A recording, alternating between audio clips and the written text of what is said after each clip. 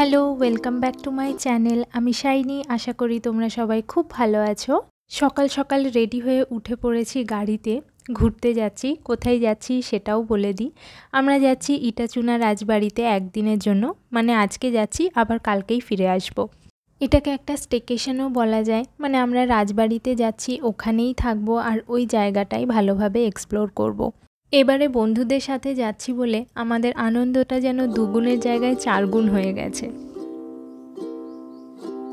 শ্রেয়াকে তো তোমরা চেনোই, এদিকে আছে পূজা দেবায়ন আর ওদিকে আছে অগ্নিমিতা অংশুদা। সুবন আসতে পারেনি, ওকে হঠাৎ করেই অফিসের কাজে একটু বাইরে যেতে হয়েছে। আর এই যে আমাদের খুদে সদস্যরা, এখানে আছে অহনা, মিশু আর ওইদিকে আছে সিম্বা। অহনা ভীষণ নাচ করতে ভালোবাসে, গান চললেই ওর বডি মুভ করতে থাকে।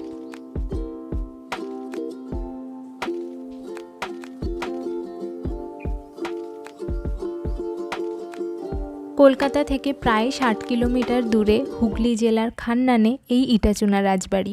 গাড়িতে আমাদের আসতে প্রায় 2.5 ঘন্টা মতো লাগলো, তাও মাঝখানে একবার চা ব্রেক নিলাম, সেটা তো দেখলেই তোমরা। গাড়ি থেকে নেমে আমরা এখন যাচ্ছি রিসেপশনের দিকে। আর এখানে একটা সুন্দর বসার ঘরও আছে, যেখানে আমাদের ওয়েলকাম ড্রিঙ্কস সার্ভ করা হলো। তারপরেই আমরা চেক ইনের সমস্ত ফর্ম্যালিটিগুলো কমপ্লিট করে নিলাম। গাড়ি থেকে নেমে যখন এই হেরিটেজ প্রপার্টিটাকে দেখলাম, আমাদের সবাইরই একটা ওয়াও এক্সপ্রেশন ছিল।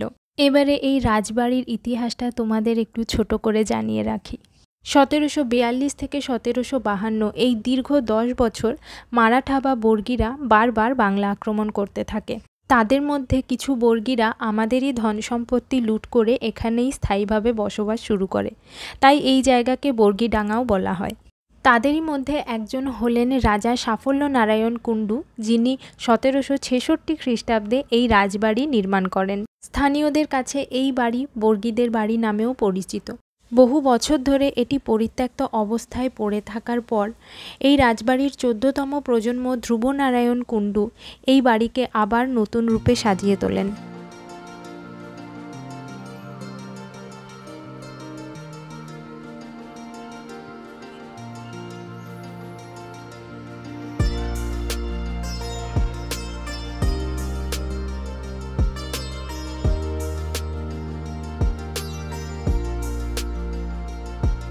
এখন আমরা চলে এসেছি রাজবাড়ির অন্দরমহলে।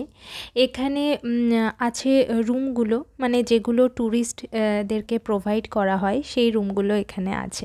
এদিকটাতে একটা ছোট্ট গেম রুম আর মিনি লাইব্রেরি আছে, সেটাও তোমাদেরকে দেখিয়ে দেব। এখানে এলে পুরনো বইয়ের দারুণ কিন্তু একটা কালেকশন তোমরা দেখতে পারবে। আচ্ছা, তোমাদের একটা কথা বলে রাখি, আমি তো ট্রাভেল ব্লগার নই, সেটা তোমরা জানোই। আমি যেখানে যেখানে ঘুরতে যাই, যা যা আমার ভালো লাগে সেগুলো আমি ভিডিও করে ব্লগের আকারে তোমাদের সাথে শেয়ার করি। তো সেক্ষেত্রে হয় না, অনেক সময় বেশ কিছু ইনফরমেশন হয়তো মিস আউট হয়ে যেতে পারে। তো তোমাদের যদি আলাদা করে কিছু জানার থাকে, সেক্ষেত্রে আমাকে কমেন্ট সেকশনে কমেন্ট করতে পারো, আমি ডেফিনেটলি রিপ্লাই ব্যাক করব।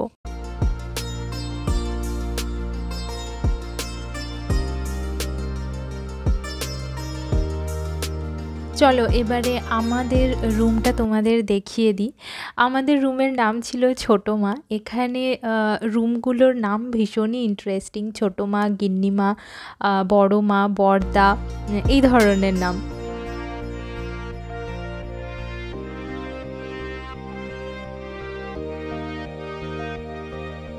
রুমের ভেতর ঢুকেই আছে একটা সুন্দর ছোট্ট সিটিং এরিয়া। তার একটা সাইডে আছে এরকম একটা মিনি ফ্রিজ, ছোট্ট একটা টেবিল যেখানে চায়ের সমস্ত সরঞ্জাম ছিল। আছে সুন্দর সুন্দর পেন্টিংস, কর্নার টেবিল, এদিকে একটা সিঙ্গেল চেয়ার আছে, আর এদিকে আছে একটা সুন্দর ডিভান বা তক্তাপোষও বলতে পারো। এবারে চলে এলাম বেডরুমে। মানে আমি এখনও বিশ্বাস করতে পারছি না যে এই রুমটাতে আমরা ছিলাম। এত সুন্দর, মানে এইরকম এক্সোটিক রয়্যাল রুম আমি শুধু মানে টিভিতেই দেখেছি।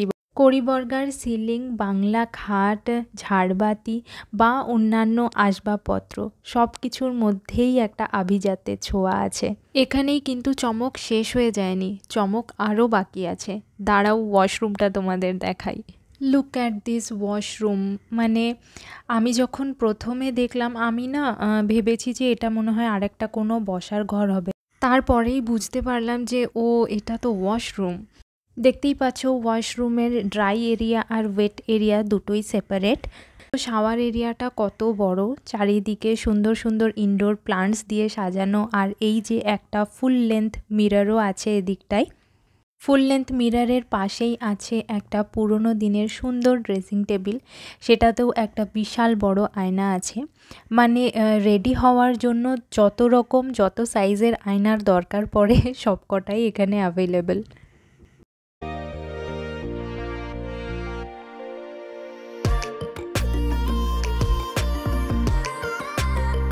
আচ্ছা, এবারে আমাদের রুমের ট্যারিফটা একটু তোমাদের জানিয়ে দিই। এটা একটা প্রিমিয়াম ক্যাটাগরির রুম, আর এটার প্রাইস ছিল 4500 রুপিস।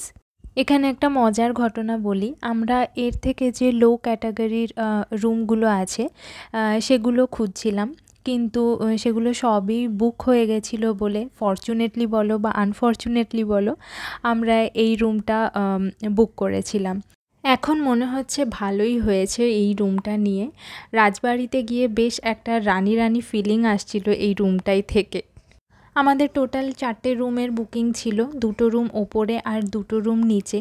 ওপরের রুমগুলোর আর ভিডিও করার সুযোগ হয়ে ওঠেনি, তবে নিচে অগ্নিমিতাদের রুমটার একটা আমি রুম ট্যুর দিয়ে দেবো তোমাদের।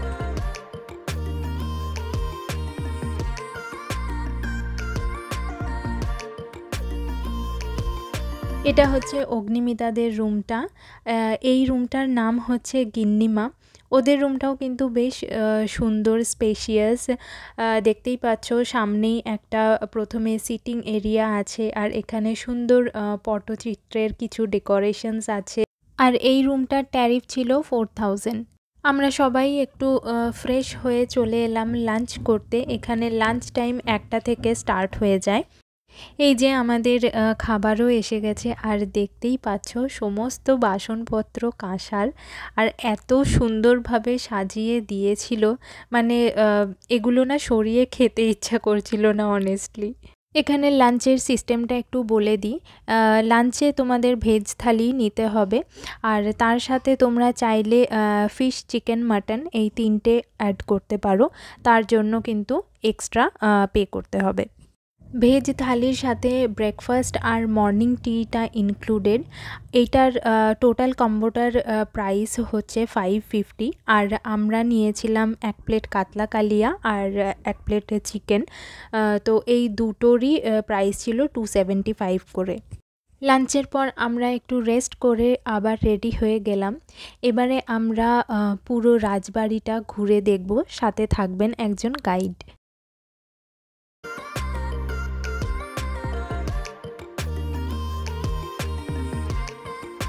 এই জায়গাটা আগে গোশালা ছিল, এখন সেই জায়গাটাকে রিনোভেট করে সুন্দর একটা চা খাওয়ার জায়গা বানিয়ে দেওয়া হয়েছে। আরও দেখলাম পুরনো দিনের রান্নাঘর, গুমঘর, যেটা এখন আর নেই, সেই জায়গাটা আমরা দেখলাম।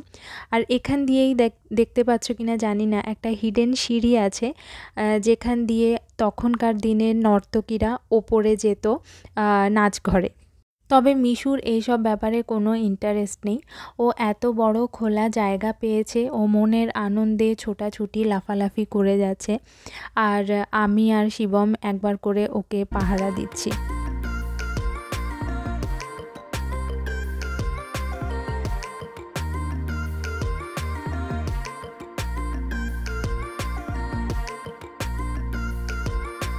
আর এই দিকটায় আছে মাড হাউসগুলো, এগুলোও কিন্তু বেশ সুন্দর লাগছিল দেখতে।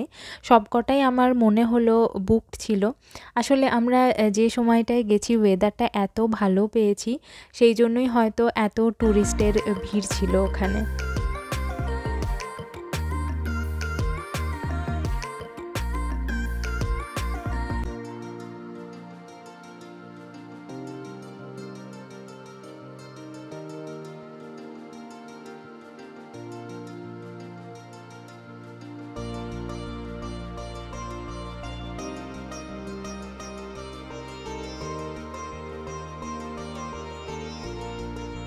এবারে সবাই যাচ্ছে ছাদ, নাচঘর এগুলো দেখতে।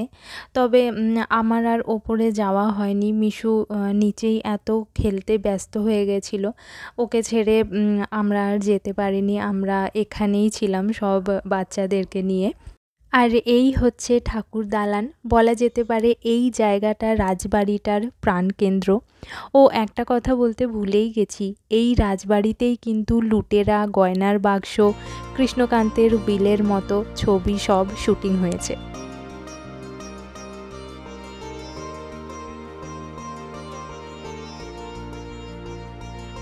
এই জায়গাটায় মিশুরা 3 বন্ধু মিলে খুব খেলেছে। আর আমরা প্রচুর ফটো তুলেছি, আড্ডা মেরেছি এখানে বসে।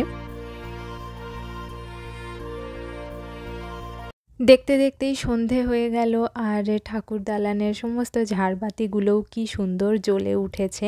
এখানে শ্রীকৃষ্ণের পুজো করা হয়, ভোগ নিবেদন করা হলো, আর এখন আরতি হচ্ছে। আরতিটাও কিন্তু দেখার মতো।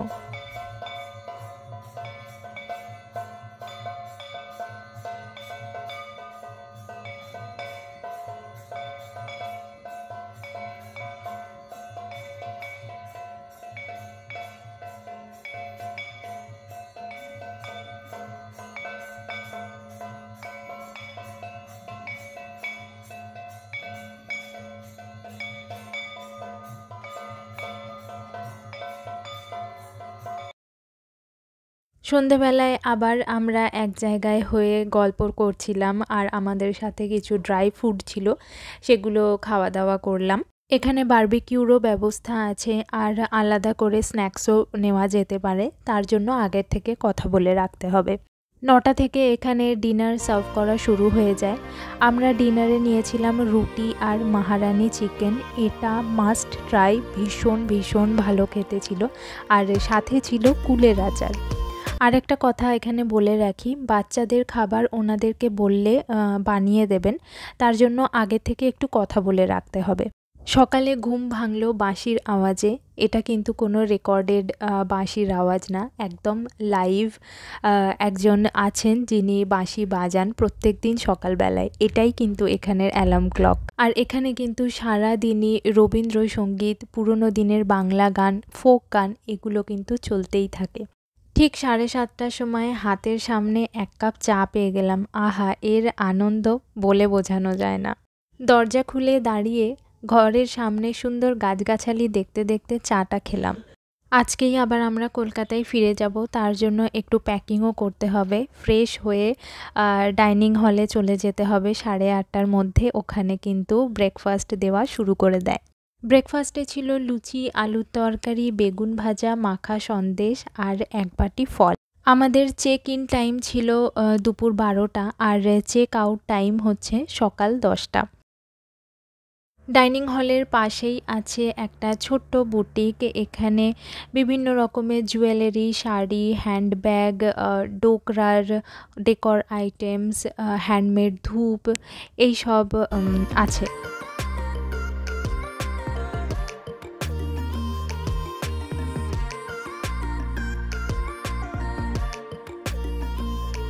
এবার ইটাচুনা রাজবাড়িকে বিদায় জানানোর পালা। আমরা ওনাদের থেকে খুব ভালো আপ্যায়ন পেয়েছি।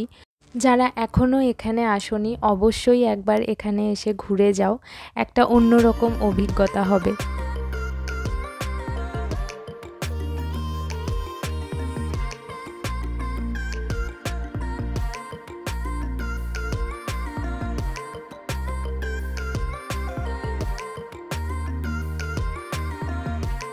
আমি চেষ্টা করেছি সমস্ত রকম ইনফরমেশন প্রোভাইড করার। এছাড়াও তোমাদের যদি কিছু জিজ্ঞাসা থাকে, আমি ডেসক্রিপশনে রাজবাড়ির লিঙ্কটা দিয়ে দেব, সেখান থেকে তোমরা ডিরেক্ট কন্ট্যাক্ট করে নিতে পারো। আশা করছি এই উইকেন্ড ব্লগটা তোমাদের ভালো লাগবে। ভিডিওটা যদি ভালো লাগে অবশ্যই একটা লাইক করো, আর আমার চ্যানেলটা সাবস্ক্রাইব করতে ভুলো না। আবার খুব তাড়াতাড়ি দেখা হবে একটা নতুন ভিডিওর সাথে। Till then bye and take care.